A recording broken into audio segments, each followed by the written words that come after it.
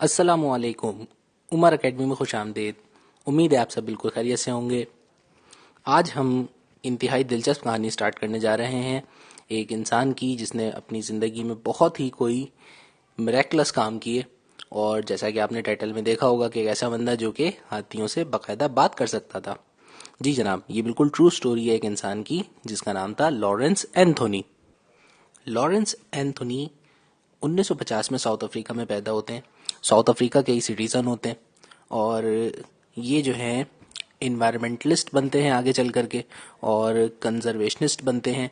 Environmentalist ये लोग होते हैं जो कि हमारे माहौल की प्रोटेक्शन के लिए काम करते हैं और इन्होंने बहुत से जो हैं जानवरों और जंगलात की प्रोटेक्शन के लिए बड़ा काम किया होता है।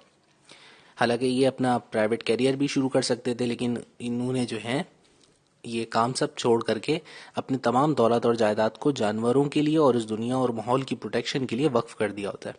तो ये एक तरीके की इन्होंने एक इंटरनेशनल ऑर्गेनाइजेशन बनाई होती है, उसके ये मेंबर भी होते हैं और जो है द अर्थ फाउंडेशन या द अर्थ ऑर्गेनाइजेशन के नाम से वो इदारा होता है और जो है ये इस तरीके से प्रोटेक्शन के बहुत सारे काम करते हैं।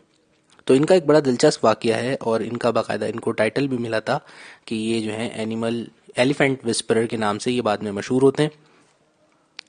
तो ये वाकया साउथ अफ्रीका में पेश आता है। साउथ अफ्रीका का इलाका है ज़ूलू लैंड और उस ज़ूलू लैंड के अंदर एक बहुत बड़ा जंगली जो है जंगल होता है और उस जंगली हयात की प्रोटेक्शन के लिए इन्होंने उस इलाके को जो है वाइल्ड लाइफ रिजर्वेटरी बना दिया होता है अपनी ज़ाती दौलत और जायदाद से ख़रीद करके।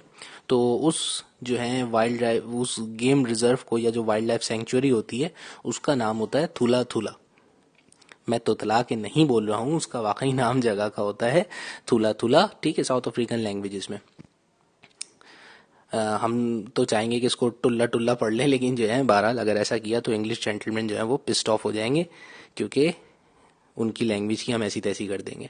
तो ये जनाब तुला तुला जो गेम रिजर्व होता है वो इन्होंने लॉरेंस एंथोनी साहब ने जानवरों और जंगली हयात के लिए ख़रीद करके रिजर्व कर दिया होता है। वहाँ पे फेंसेस वगैरह लगा देते हैं चारों साइड पे ताकि वहाँ के जानवर वगैरह जो हैं कहीं दूसरी साइडों पे जो इंसानी जो एग्रीकल्चरल जो गांव देहात वगैरह हैं जहाँ पे ह्यूमन सेटलमेंट्स हैं उस तरफ ना जाए। बहुत बड़ा हज़ारों एकड़ की ज़मीन होती है वो, जो कि इन्होंने उस रिजर्व के नाम पे कर दी होती है। एक दिन एंथोनी साहब को खबर ये मिलती है कि उनका जो इन्होंने जो गेम रिजर्व रखा हुआ होता है उस गेम रिजर्व के अंदर जो है हाथियों का एक झुंड है जो बिल्कुल बेकाबू हो गया है और वो हाथी जो है वो ह्यूमन सेटलमेंट्स की तरफ जाते हैं और वो सारी इलेक्ट्रिकल फेंसेस वगैरह को तोड़ ताड़ करके ना वो जा रहे हैं और जो है खेतों वगैरह में नुकसान पहुंचाते हैं।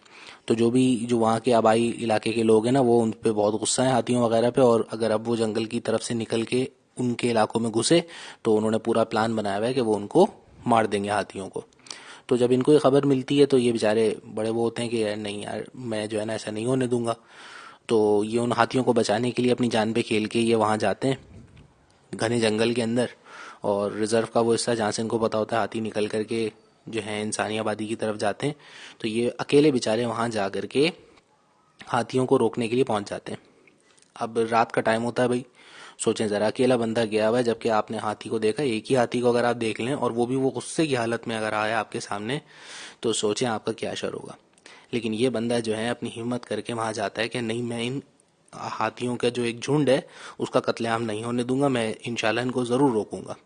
तो बस अपनी विल पावर और जानवरों और जो है जंगली हयात से मोहब्बत होती है जो उनको वहाँ तक खींच लाती है। अब एंथोनी साहब वहाँ जाके क्या कारनामा करते हैं, एंथोनी साहब वहाँ पहुँचते हैं और जो है जब वो हाथियों का झुंड आ रहा होता है तो उनके जो है ना बातें करना शुरू कर देते हैं, उनको चीख चीख के वार्निंग देते हैं कि खुदा का वास्ता इस तरफ मत आओ, और अब तुमने अगर ये जालियां तोड़कर तुम यहाँ से निकले और तुमने इंसानी आबादी की तरफ गए ना तो वहाँ सारे शिकारियों का जो है ना टोला तुम लोगों के लिए मुंतजर है और वो तुम्हें मार देगा। तो वो हाथी जो होते हैं, हाथियों में भी हर्ड सिस्टम होता है, यानी कि काफिले की सूरत में चलते हैं और काफिले का जो है एक अदद लीडर होता है। हाथियों का जो लीडर होता है जो ग्रुप का वो एक फीमेल होती है और उसका नाम होता है नैना। अब नैना नाम हाथियों ने थोड़ी ना रखा होता है, इन्होंने ही रखा होता है प्यार से उसका नाम नैना। वरना हाथियों ने कभी आपने सुना कभी हाथी ने किसी दूसरे हाथी को आवाज लगाई हो गोलू ओ मोलू, तो हाथी उसका नाम नहीं रखते, यही उसका प्यार से ना नाम रख देते हैं नैना। तो वो जो है उनकी लीडर होती है। अच्छा, तो वो जो है क्योंकि जो लीडर होती है वो बिल्कुल आगे रहती है और फिर बाकी जो एलिफेंट्स होते हैं ना वो उसके पीछे होते हैं। तो पहले वही मार्च करती है आगे की तरफ, तो जो अगर उसने तबाही मचाई तो फिर पीछे सभी के सब आ जाते हैं तबाही मचाने। तो वो सबसे आगे होती है और ये उसी को मुखातिब करके ना ये बेचारे बस एक इनके और उस हाथी के हथनी के दरमियान जो है ना बस एक बाड़ होती है और एक आध दरख्त होता है जिसपे चढ़ करके ना ये बकायदा उनसे बात करते हैं। ठीक है, और जो है उनको गाने सुना रहे हैं, पूरी रात बंदा बैठा हुआ है। अब क्या करेगा वहां पे, हाथियों को किस तरह से वो उनसे कम्युनिकेशन करे। तो बस ये किसी तरीके से चाह रहे होते हैं कि हाथी इन पर ट्रस्ट करना शुरू कर दें। तो ये हाथियों से बात करते हैं, गाने गाते हैं, उनको वार्निंग्स देते हैं, भाई खुदा का वास्ता इधर नहीं आओ, उधर चले जाओ, इतनी बड़ी जमीन है ये पूरी, ये तुम लोगों के लिए खरीद के मैंने छोड़ी है। और जो है बस इस जो है ना बाढ़ से उस तरफ मत जाओ, ठीक है ना, वहां अपना गुस्सा मत उतारो, अंदर जंगल में घूमो फिरो, चिल बोलो, एसी लगवा दूंगा मैं, लेकिन भाई यहाँ से बाहर नहीं निकलना वरना जो है तुम्हारी हड्डी बोटी एक कर देंगे यहाँ गाँव वाले। तो आपको एंथोनी साहब की ये हरकत बिल्कुल फजूल लगी, बिल्कुल उर्दू का मुहावरा याद आ जाता है इस पे। वो कहते हैं ना भैंस के आगे बीन बजाना। तो सोचें ज़रा, आप भैंस के आगे बीन बजाएं, 1 घंटा बजाएं, आपको कैसा लगेगा? अजीब सा लगेगा। भैंस ने फिर भी नहीं सुनना, वही दो मिलाएगी और मुंह उधर उधर करेगी। एंथोनी साहब, हाथियों से इनकी ऐसी मोहब्बत होती है कि ये बेचारे, पता है आपको कितनी अरसे तक ये काम करते हैं? 3 हफ्ते तक लगातार 24 घंटे ये उस हाथियों के झुंड के साथ रहते हैं। यानी कि उस झुंड को ट्रस्ट दिलाने के लिए ये इतना बड़ा रिस्क लेते हैं कि उन्हीं के साथ बस एक तरीके से कम्युनिकेट करना, कि भाई बातें करना, उनको गाने सुनाना, और बस ये कि किसी तरीके से ये इस जगह को क्रॉस ना करें। क्योंकि अगर इस हर्ड ने इनकी इधर उधर हुए और गुस्से में अगर इन्होंने मार्च किया दूसरी साइड पे तो फिर ये बचेंगे नहीं, फिर ये इनके हाथ से निकल जाएगी कहानी।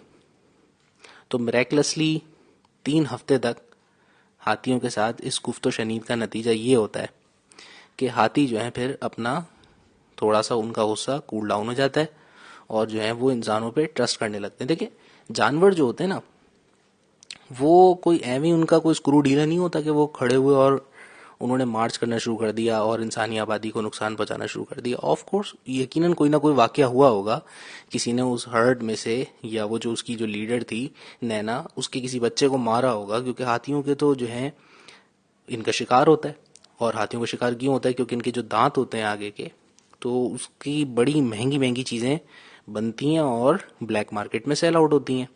तो इसलिए हाथियों का शिकार किया जाता है। तो यकीनन किसी ने उनके ग्रुप के किसी मेंबर को मारा होगा। तो हाथी जो होते हैं बड़े सेंसिटिव होते हैं कि हमारे ग्रुप के किसी बंदे को मारा हो, छोड़ेंगे नहीं। तो जो है इसलिए वो गुस्सा निकाल रहे होते हैं।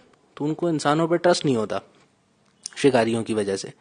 लेकिन इस बंदे की मुसलसल जो है अच्छे बर्ताव की वजह से और कोशिश की वजह से 3 हफ्तों के बाद इनकी हाथियों के साथ बड़ी अच्छी रिलेशनशिप हो जाती है। ऐसा हो जाता है फैमिली मैटर कि ये अब जो है हाथियों की एक फैमिली का हिस्सा हो जाते हैं। कि आहिस्ता आहिस्ता हाथी जो है इनके साथ ट्रस्ट करने लगते हैं। फिर ये हाथियों में घुल मिल जाते हैं, उनके साथ जो है अक्सर चीज़ें भी लाते हैं, उनको खिलाते हैं, शेयर करते हैं। तो हाथियों के साथ इनकी बड़ी अच्छी फ्रेंडशिप हो जाती है। इनकी ये फ्रेंडशिप हाथियों के साथ काफी लंबे अरसे तक चलती है। अब हाथी इनकी बात बाकायदा सुनते हैं, मान लेते हैं और उस जगह से फिर दोबारा फेंसेस की तरफ नहीं आते, बल्कि उस रिजर्व के अंदर चले जाते हैं। ठीक है ना, और रिजर्व के अंदर ही घूमते फिरते हैं, और वो पूरा जितना भी बड़ा इलाका होता है हाथियों के लिए वो मोर देन इनफ होता है। ठीक है ना, और भी बहुत से जानवर वहां पे होते हैं।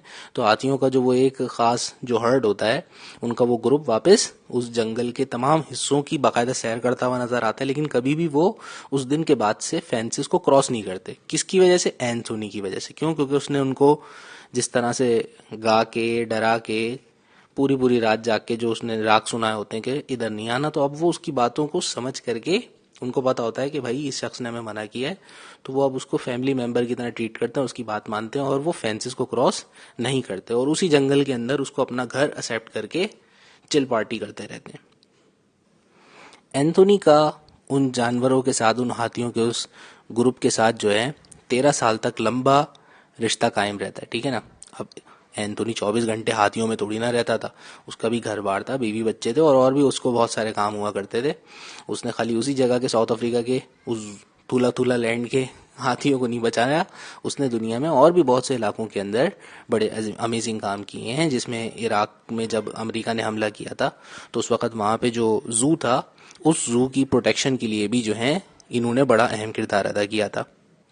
तो जो है ये 24 घंटे हाथियों के साथ फिर नहीं रहते। ये 13 साल का अरसा दोस्ती में कभी ये वो अपने रिजर्व पे जब भी आते थे, क्योंकि इनका घर जो था ना उस रिजर्व से कोई 300 माइल की दूरी पर था।